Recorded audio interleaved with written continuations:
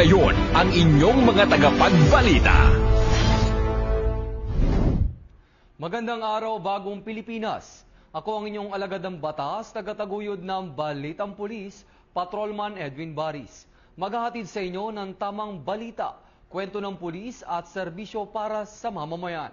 At ito ang PNP News Online. Ang pangunahing balita ng Police News Network, alagad ng batas, tagataguyod ng Balitang Pulis.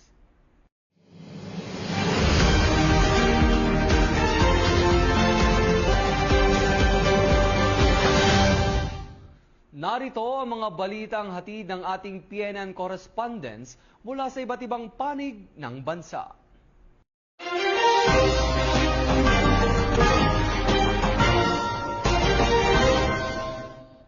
Nagresulta ng pagkakasabat ng iba't ibang kontrabando sa isinagawang Oplan Greyhound ng mga membro ng Misamis Occidental Police Provincial Office sa Misamis Occidental Provincial Reformatory Jail. Layunin ng operasyon na masiguro ang kaligtasan ng bawat person deprived of liberty o PDL, jail personnel at publiko. Police Corporal Rapi Cobrero magbabalita.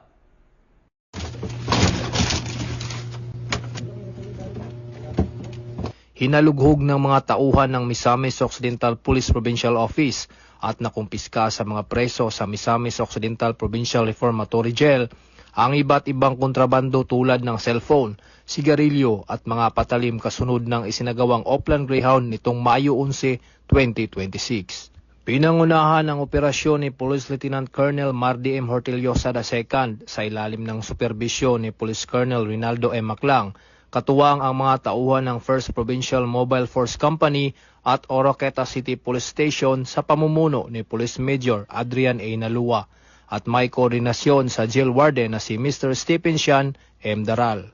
Sa paghahalughog ng PNP, na-recover ang improvised tattoo marker, 10 Android cellphones, 3 keypad phones, 53 pakete ng iba't ibang brand ng sigarilyo, 3 set ng playing cards, 10 improvised bladed weapons at cash na naghahalagang 58,795. Layunin ng Oplan Greyhound na matiyak ang kaligtasan ng mga persons deprived of liberty, jail personnel at publiko sa pamamagitan ng pagkumpiska ng mga gamit na maaring magdulot ng banta sa kaayusan at seguridad sa loob ng kulungan. Muling tiniyak ng Misamis Occidental PPO na patuloy na pagpapatupad ng mas pinaigting na intelligence monitoring at law enforcement operations upang maiwasan ang anumang iligal na aktibidad sa loob ng mga detention at reformatory facilities.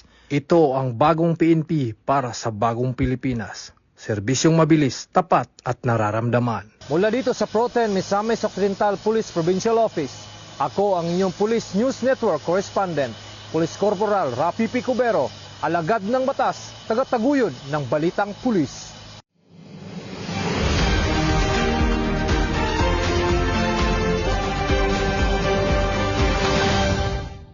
Maraming salamat, Police Corporal Cobrero.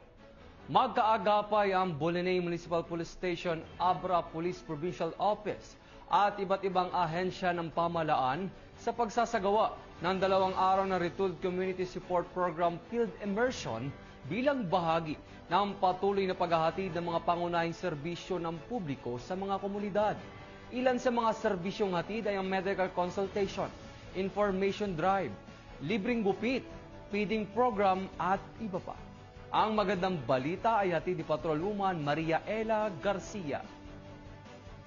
Matagumpay na isinagawa ang 2 araw na RCSP Field Immersion Servisyo Caravan sa Barangay Dumagas at Barangay Bawian, Bolinay, Abra sa pangunguna ng LGU Bolinay, katuwang ang Abra PPO, Bolinay MPS, 2nd PMFC at iba't ibang ahensya ng pamahalaan nito lamang 11 at 12 ng Mayo taong kasalukuyan. Dinaluhan ito ng mga tauhan ng Abra PPO sa pamumuno ni Police Captain Mary Jane M. Turqueza, Deputy Chief Picadu, sa ilalim ng pangangasiwa ni Police Colonel Charles L. Dumalig, Provincial Director. Dumalo rin ang iba't ibang ahensya ng pamahalaan gaya ng AFP, DOH, DOLE, DTI, NCIP, TESDA Abra, DOST, DA, DICT, PhilHealth at iba pang stakeholders upang mag-atid ng serbisyo sa komunidad. Tampok sa nasabing programa ang pagbibigay ng Police Clearance Processing Feeding Program, libreng gupit, free medical consultation, animal health program, pamamahagi ng mga binhi, delayed registration at iba pa na labis na ikinatuwa ng mga residente. Nagbigay rin ng mensahe sina Honorable Mayor Ronald S. Balauas at Honorable Vice Mayor Benipas Balauas habang iprinisinta ni na LGOO Elizabeth B. Layugan at Provincial Director Christopher Dave Alvarez ng DILG Abra ang overview ng RCSP Servisyo Caravan. Sa naturang aktibidad ay iginawad din sa bayan ng Bolinay ang Child Friendly Municipality Award mula sa NCIP. Samantala, hinikayat naman ni Police Captain Turqueza ang suporta ng mamamayan sa mga programa ng kapulisan at tiniyak ang patuloy na paglilingkod ng PNP sa komunidad. Bahagi rin ng aktibidad ang ugnayan sa barangay workshop kung saan nailahad ng iba't ibang sektor ang kanilang mga suliranin at mungkahi para sa agarang aksyon at solusyon. Nagtapos ang 2 araw na aktibidad ng matagumpay at naging makabuluhan sa pamamagitan ng pagkakaisa, pagtutulungan at mas pinaigting na ugnayan ng pamahalaan at mamamayan para sa patuloy na kaunlaran at kapayapaan ng komunidad na nagpapatunay na ang PNP para sa bagong Pilipinas, serbisyong mabilis, tapat at nararamdaman. Mula dito sa Abra Police Provincial Office, ako po ang inyong Police News Network Correspondent, Patrolwoman Maria Ella Garcia, alagad ng batas, tagataguyod ng balitang pulis. Bagong PNP para sa bagong Pilipinas, serbisyong mabilis, tapat at nararamdaman.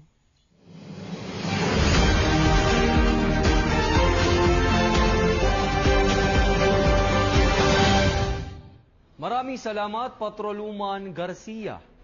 Pinangunahan ni Police Brigadier General Marshal Mariano Maestrado IV, Regional Director ng Police Regional Office 13, ang isinagawang coordination meeting hinggil sa pinakauling updates at security preparations para sa nanalapit na 2026 palarong pambansa na ginanap sa Agusan del Sur Police Provincial Office sa Barangay Patinay, Prosperidad.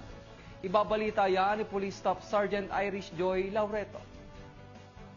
Pinangunahan ni Police Brigadier General Marshal Mariano P. Maestrado IV, Regional Director ng Police Regional Office 13, ang coordination meeting kaugnay sa mga updates sa 2026 palarong pambansa sa Security Command Center ng Agusan del Sur Police Provincial Office sa Barangay Patinay, Prosperidad, Agusan del Sur.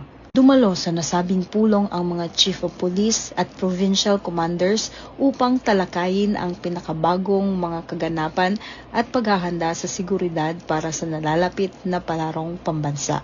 Patuloy na pinapaigting ng PRO13 ang kanilang mga hakbang sa seguridad at koordinasyon upang matiyak ang ligtas, maayos at matagumpay na pagsasagawa ng palaro habang nagbibigay ng ligtas at magiliw na kapaligiran para sa lahat ng kalahok, panauhin at manonood.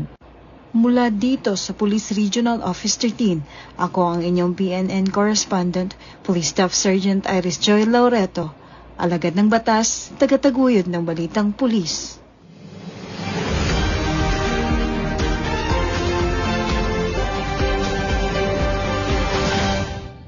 Maraming salamat, Police Staff Sergeant Laureto.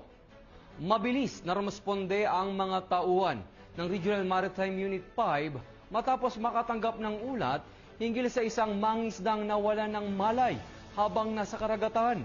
Sa pamamagitan ng maagap na aksyon ng kapulisan, naihatid ang mangingisda sa pinakamalapit na pagamutan para sa agarang medikal na atensyon. Yan ang balitang hatid ni Police Staff Sergeant Hanitria Abad.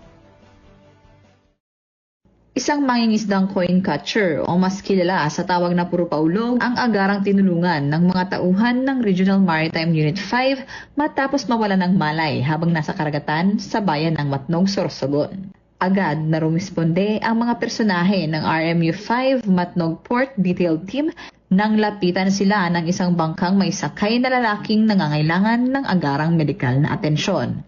Kinilala ang biktima na si Eddie Boy Gabelo, 38 taong gulang, may asawa at residente ng Barangay Tabunan, Matnog, Sorsogon. Batay sa impormasyon, naghahanap umano si Gabelo ng 20 pesos na inihagis ng isang pasahero ng barko nang siya ay matinik ng isang lionfish o mas kilala bilang mamrok. Ang naturang isda ay may kamandag na maaaring magdulot ng matinding pananakit, pamamaga at iba pang sintomas tulad ng pagsusuka, bagamat bihira itong maging sanhi ng pagkamatay ng tao. Dahil sa mabilis na aksyon ng mga kapulisan, agad na naihatid ang biktima sa ospital upang mabigyan ng kaukulang lunas. Habang po kami nagpapatrolya, mayroon po kami narinig na sumisigaw at humihingi ng tulong. At agaran po namin pinuntahan. Naroon si tatay na nakahandusay at unconscious. Agaran po namin binuhat si tatay at dinala po namin sa pinakamalapit na pagamutan para sa kanyang pangunang lunas. Kami po sa PNP Maritime, handa po kaming tumugon anumang oras ang pangangailangan. Nagpaabot naman ng taus-pusong pasasalamat si Gabelo sa mga tauhan ng RMU-5 dahil sa maagat na pagresponde at tulong na kanyang natanggap. Muling pinatunayan ng Regional Maritime Unit 5 sa ilalim ng pamumuno ni Police Lieutenant Colonel Carl Omar H. Afiel ang dedikasyon sa paglilingkod sa mamamayan sa ilalim ng kanilang mantra na bagong PNP sa bagong Pilipinas, serbisyong tapat at nararamdaman. Mula dito sa Regional Maritime Unit 5, ako ang inyong PNN correspondent, Staff Sergeant Irene Hanitria Abad, alagad ng batas, tagataguyod ng Balitang Pulis.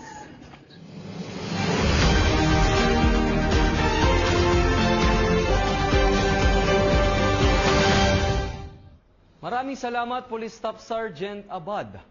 Sa mas pinaigting na kampanya laban sa kriminalidad ng Manila Police District, inilabas ang kanilang weekly accomplishment mula May 3 hanggang May 9, 2026. Ang naturang accomplishment ay bunga ng pagpapanatili ng kapayapaan at kaayusan at mas aktibong presensya ng pulisya sa iba't ibang lugar sa Maynila. Ang buong detalye ng report ay mula kay Police Staff Sergeant Morpon. Narito ang ulat ng mga naging operasyon at accomplishment ng Manila Police District. Kampanya laban sa ilegal na droga. 20 operasyon ang naisagawa kung saan 31 individual ang naaresto. Tinatayang aabot sa 866,612 pisong halaga ng ilegal na droga ang nasamsam ng mga otoridad. Samantala, sa operasyon laban sa mga wanted person, matagumpay na naipatupad ang 109 na warrant of arrest na nagresulta sa pagkakaaresto ng kaparehong bilang ng mga personalidad. Sa kampanya kontra ilegal na sugal, 66 na operasyon ang isinagawa kung saan 153 individual ang naaresto.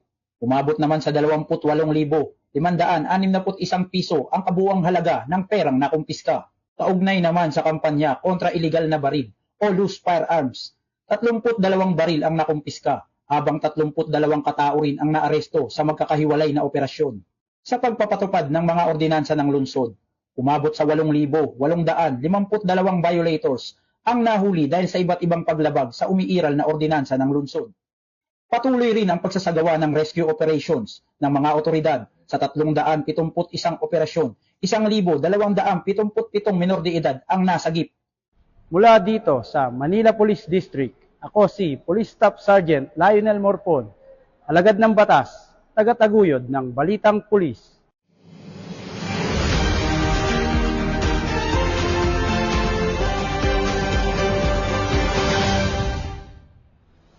Maraming salamat, Police Staff Sergeant Morpon.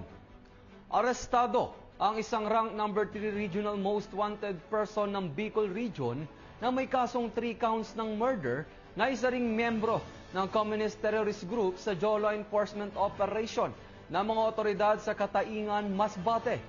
Police Corporal Danet Albas sa balita. Isang regional most wanted person sa Bicol Region ang naaresto sa isinagawang joint law enforcement operation sa bayan ng Kataingan, Masbate nitong May 11, 2026. Kinilala ang nadakip na si alias Ramon na sa hustong gulang, magsasaka at residente ng bayan ng Palanas, Masbate. Siya ang rank number 2 regional most wanted person at nahaharap sa 3 kaso ng murder sa ilalim ng Article 248 ng Revised Penal Code at isa ding miyembro ng Communist Terrorist Group. Ayon sa ulat, naaresto ang akusado bandang 1:00 ng hapon sa Sitio Tiwasan, Barangay Nadawisan, Kataingan, Masbate sa bisa ng warrant of arrest na inilabas ni Honorable Teofilo Baroga Tambago ng Regional Trial Court Branch 46, Masbate City noong November 20, 2025, kung saan walang piyansang inirekomenda para sa kaso. Pinangunahan ng Masbate 2nd Provincial Mobile Force Company sa ilalim ni Police Lieutenant Colonel Freddy C. Herry ang operasyon katuwang ang Katayngan MPS, Philippine Army, Special Action Force, PIU at RIU-5 PIT. Ang matagumpay na pagkakaresto sa rank number 2 Regional Most Wanted Person na isang CCG member ay bunga ng masusing intelligence monitoring, mahusay na koordinasyon at matibay na pagtutulungan ng iba't ibang law enforcement units. Patuloy naman ang paalala ng Masbate Police Provincial Office na pag-iigtingin nila ang kampanya laban sa mga wanted person upang mapanatili ang kapayapaan at kaayusan sa lalawigan ng Masbate. Ako po si Police Corporal Danit R. Alba, nag-uulat para sa Police News Network. At ito ang bagong PNP para sa bagong Pilipinas, serbisyong mabilis, tapat at nararamdaman.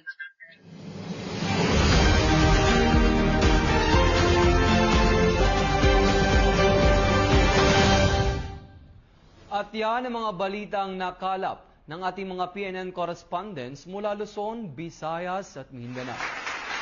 Para sa mas malawak at mabilis na ulat ng mga balita, huwag kalimutang mag-like, follow and share sa aming official social media accounts ng Police News Network. Tutok lang sa aming YouTube channel para sa mga live stream at replays. At i-follow kami sa X account para sa mga real-time updates at Facebook account ng Police News Network. Manatiling mapagmatyag at laging alamin ang totoo.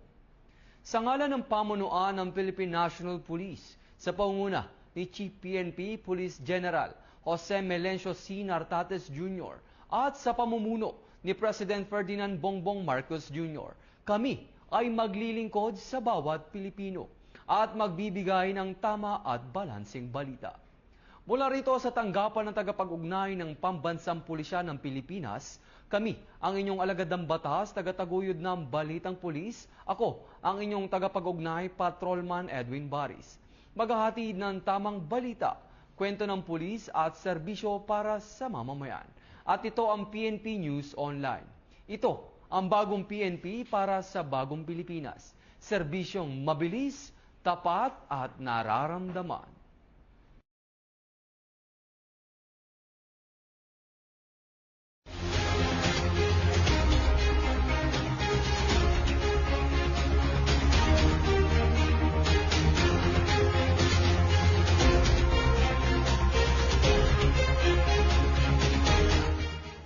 Police News Network, alagad ng batas, tagapagtaguyod ng balitang pulis.